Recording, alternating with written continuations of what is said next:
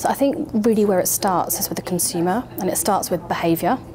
And what we identified a number of years ago was that sharing was one of the key behaviours that we wanted to be able to really action upon and be able to deliver better experiences for our clients by leveraging that behaviour. And of course, to leverage that behaviour and that sharing experience, you need to work with the right data.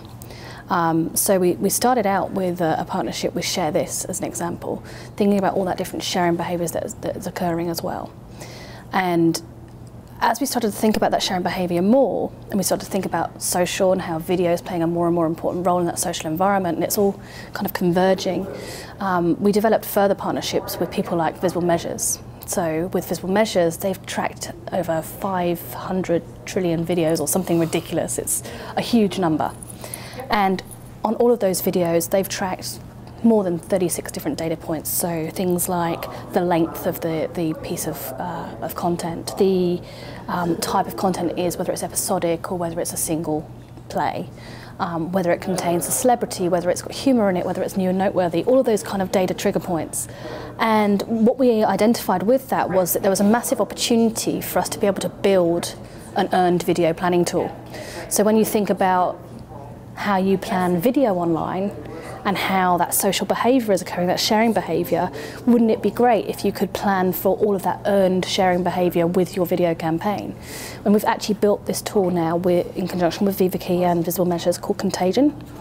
And what that enables us to do is to be able to build out our reach curves, looking at not only the paid reach curve, but also that earned reach curve, and then make some really strategic decisions based on the kind of partners we want to work with in terms of the actual video content partners, and also how we want to invest our clients' money, whether we want to build incremental reach or whether we want to actually take the same reach curve for a lesser amount of money and reinvest that into further innovation tracks, like, for example, the Twitter piece that we'll talk about next. So Twitter, of course, is a massive phenomenon. I mean, everybody and its dog is now talking about Twitter, right? We've seen that it used to be something that nobody really knew what to do with.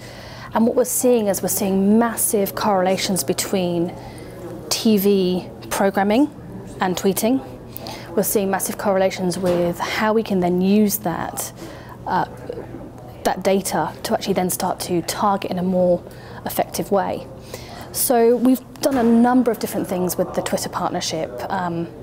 Too many to go into in a 5-minute interview, but you know. So we've built a Twitter TV lab, social TV lab, taking people from SMG in our research team, so people like Kate Sirkin that you know, and taking people from Bluefin, that was acquired by Twitter, bringing them together and to look at patterns in terms of when someone's seen a TV ad and they've then seen a tweet or followed a tweet, or they've actually tweeted themselves, what's the impact?